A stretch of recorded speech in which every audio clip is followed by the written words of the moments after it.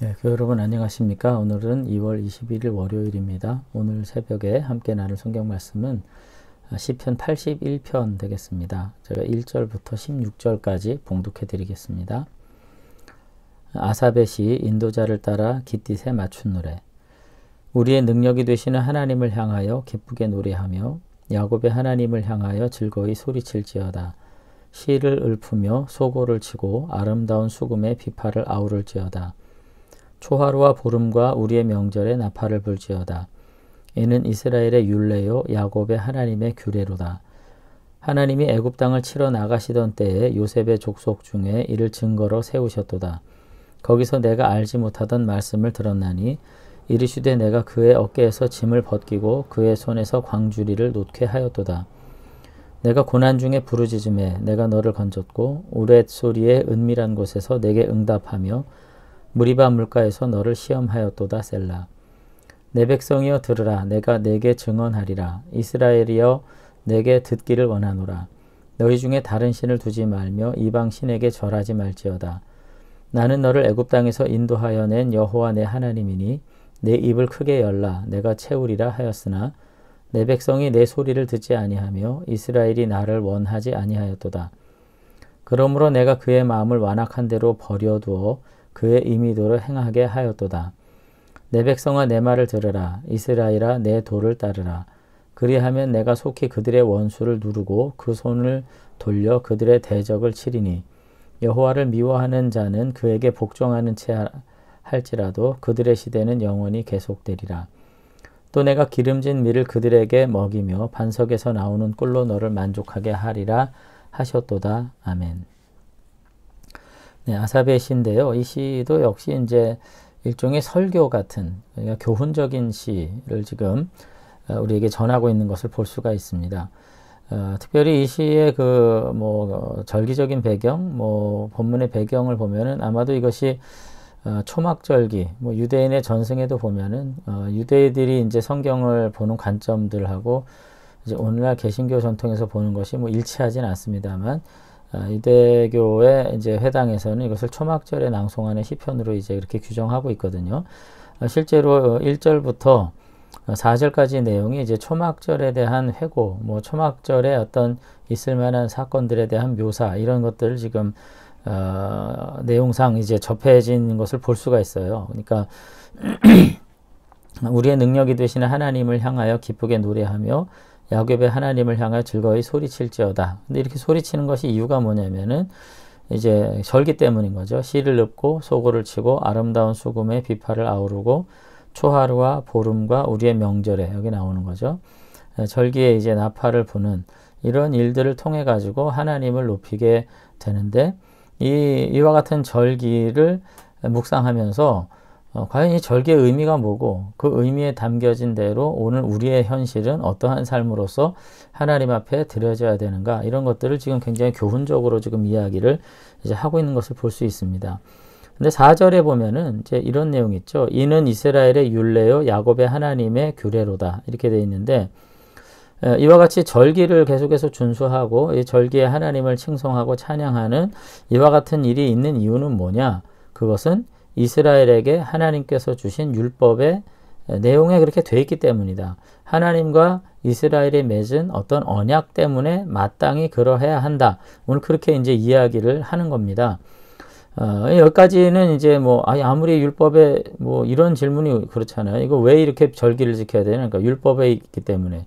그럼 사실은 틀린 말은 아니지만 도대체 그게 뭔 의미가 있길래? 이제 우리가 이렇게 생각할 수 있는데 계속해서 5절을 보면은 이제 이 아삽이 율법의 어떤 하나님이 율법을 하사하신 이유. 그러니까 여기서도 이제 좀 생각할 거는 뭐냐면은 오늘날은 우리나라는 이제 법은, 오늘날 이제 헌법이든 무슨 법은 사실 국민적 합의를 통해서 일어나는 거잖아요. 그러니까 이제 헌법을 이제 예를 들어서 전문가 집단이 국회를 할지 이렇게 헌법 전문을 이렇게 만들어도 이것이 국민투표에 붙여가지고 가부가 이제 결정이 되면 그 헌법 정신에 따라서 세부적인 민법이든 형법이든 상법이든 이런 것들을 국회, 그러니까 국민이 대의 집단으로 선발해서 세운 국회가 이것을 헌법의 정신을 따라 세부 항목을 정하고 이제 우리 모든 국민이 그 합의를 따라 살아가는 거잖아요.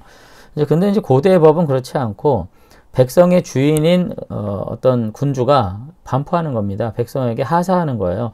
그래서 그 율법을 매개로서 주군과 백성이 함께 이렇게 이와 같이 살기로, 영원히 이 왕을 나의 주인으로 모시고 살기로, 그리고 그 군주는 택한 백성들의 모든 생명과 삶을 보장해 주기로, 뭐 이런 식으로 계약을 맺는 거기 때문에 하나님께서도 사실 시내산에서 율법을 줄 때 그와 같은 당대의 어떤 그 사회 언약적 관점에 따라서 하나님께서 자기를 계시하신 거죠. 그래서 시내산에서 백성들에게 율법을 반포해 주고 그 율법을 아멘으로 받은 백성들에 대해서 내가 너희를 영원토록 구원하고 보장하고 책임지고 내가 이 땅에서 새로운 아버지의 나라의 백성을 살게 해주겠다. 뭐 그런 약속을 맺은 거거든요.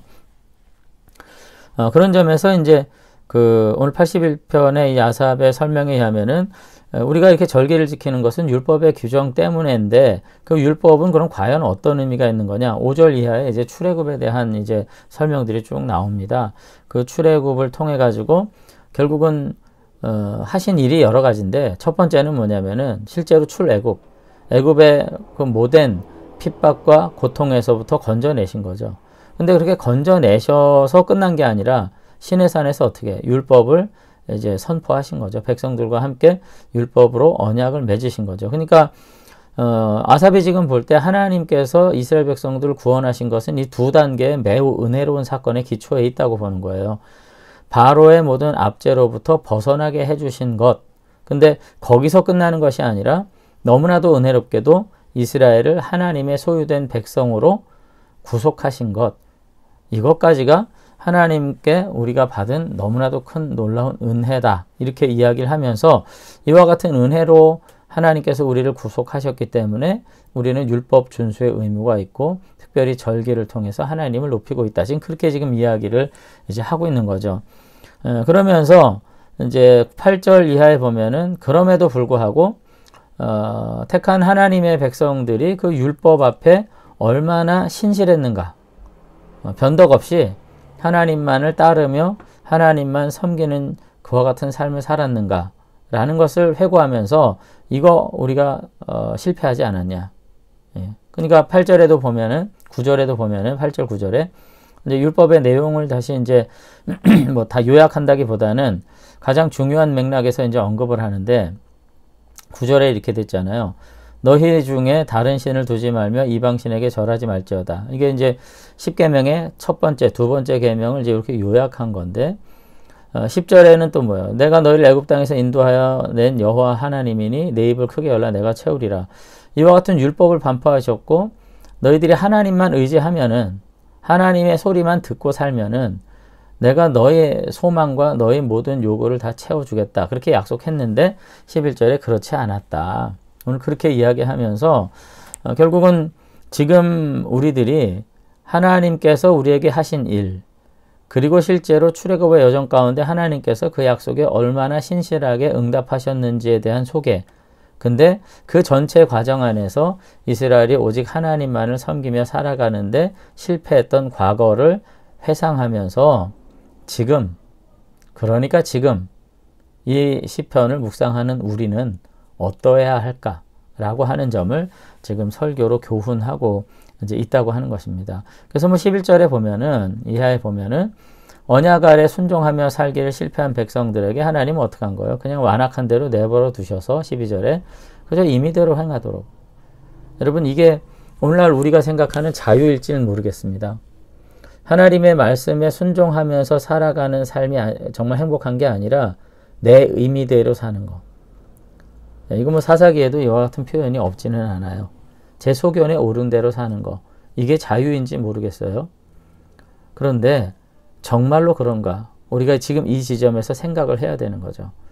우리가 하나님의 권면과 약속과 언약 아래서 살아가는 것을 포기하고 내 임의대로 살아가는 것이 정말 행복일까? 이제 광야라고 하는 배경을 생각을 해야 되는 거예요. 광야에서 이스라엘 백성들이 하나님의 인도하심에 순종하지 못해서 가데스 바네아에서 그만 40년 광야를 헤매게 될 수밖에 없었고요. 그 40년 광야 여정 안에서도 하나님이 무궁하신 은혜로 먹이시고 입히셨지만 늘 불평하고 불만하고 자기 임의대로 행하려고 했을 때 고난의 시간이 반복됐을 뿐이라는 점을 우리가 생각하면서 과연 우리들의 시대, 우리들의 삶이 과연 우리의 임의적인 생각과 뜻에 따라 살아가는 것, 이것이 복된 건가? 근데 하나님은 놀랍게도 그렇게 두셨다는 거예요. 하나님에 대한 신뢰가 없는 이들에게 임의대로 행하게 하셨다는 거예요. 그러면서 13절에서 그러나 내 말을 들어라. 그러면서 이스라엘아 내 도를 따라라. 말씀 안에 너희들이 하나님을 섬기는 백성으로서 신실해라. 이렇게 얘기하면서 그렇게 될 때 내가 원수들을 누르고 대적들을 돌려치고 하나님을 순종하고 복종하는 영원한 시대의 삶을 너에게 주겠다. 그러면서 굉장히 상징적으로 이제 16절이 사실은 이제 유목 백성들이 생각하는 가장 복되고 행복한 순간들을 묘사하는 거죠. 기름진 밀을 먹이고 반석에서 나오는 꿀을 먹는 이와 같은 만족함으로 내가 너희를 인도하겠다. 오늘 그렇게 약속하신 거 잊지 말아야 한다. 오늘 그렇게 이야기를 하고 있는 거 볼 수가 있습니다. 저는 뭐 오늘 81편도 사실 다른 의미에서 시편 23편과 다르지 않은 메시지라고 봐요. 여기서 나오는 뭐 기름진 밀을 먹고 반석의 꿀을 먹고 뭐 이와 같은 내용이 사실상 현실 속에서 그렇게 이루어지겠다 이렇게 생각하면 조금 뭐랄까요, 좀 그런 게 그냥 상징적인 표현이죠. 그러니까 하나님을 주인으로 나의 구원자로 모시고 순종하며 살아가는 자들에게 반드시 하나님은 당신의 약속하신 구원과 이 땅의 삶의 모든 필요를 채우시는 그 은혜를 허락해 주신다라고 이제 말씀하신다고 하는 거죠. 그래서 다시 한번 오늘날 인간의 자유가 사실 오늘 21세기만큼 고양된 시대는 없었습니다. 저는 이 자유로 인해서 우리가 오히려 하나님을 더 보다 의미 있게 섬길 수 있는 성도들로 살아갔으면 좋겠다는 생각을 해요. 아, 자유다. 그러니까 마음대로가 아니라 내게 주신 소견대로 옳게 살아갈 수 있는 세상에서 우리는 누구를 택할 것인가? 하나님을 나의 주인으로 택하고 살 것인가? 아니면 나의 욕망을 따라 살 것인가? 다시 한번 돌아보면서 하나님의 말씀 순종하는 것이 그 하나하나의 규정을 우리가 하나님을 두려워서 섬기는 것이 아니라 그 말씀의 의미 안에서 하나님과 관계 맺는 삶을 살아가게 될 때 우리는 가장 복될 것이다 라고 하는 믿음, 그런 확신을 가지고 우리가 말씀을 묵상하고 그 말씀대로 순종하는 삶, 그것이 그 결과치로서 내게 뭐가 주어진다고 하는 생각보다는 그것이 하나님과 관계 맺고 살아가는 방식이니까 하나님을 가까이 하는 것이 복이라. 뭐 저희가 73편에서도 마지막 결론에 그렇게 함께 나눴습니다만 그것이 내게 가장 복되다라고 하는 믿음을 가지고 살아가게 될 때 그런 사람이야말로 결국 하나님의 백성일 것이다. 저는 그런 생각을 이제 하게 됩니다. 아무쪼록 오늘 81편을 통해서 1절처럼 우리의 능력이 되시는 하나님을 주인으로 모시고 살아가기를 즐거워하는 신실한 백성 되기에 우리가 온전히 승리할 수 있도록 그렇게 우리가 성공적인 생에 살아갈 수 있도록 다시 한번 우리의 삶을 주님 앞에 드릴 수 있는 저와 여러분들이 되시면 좋겠습니다. 기도하겠습니다. 네, 하나님 아버지, 오늘 아삽의 시편을 통해서 다시 한번 지금이라고 한 순간에 나는 누구의 백성인가를 묻게 됩니다.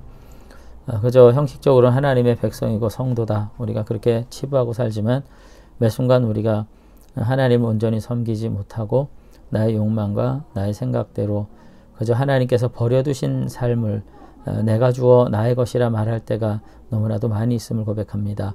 다시 한번 하나님의 언약 아래서 주님과 함께 살아가기, 그것을 내가 기쁨으로 누리기, 그리고 그 안에서 정말 온전함으로 나아가기 힘쓸 수 있는 주의 백성들 다 되도록 하나님께서 우리 도와주시기를 원합니다. 하나님 아버지, 특별히 이제 간구하는 것은 오늘부터 이제 대략 보름 정도의 기간을 통해서 우리가 새로운 거처로 이제 옮기기 위한 모든 기반을 조성하는 일들을 이제 시작하고자 합니다.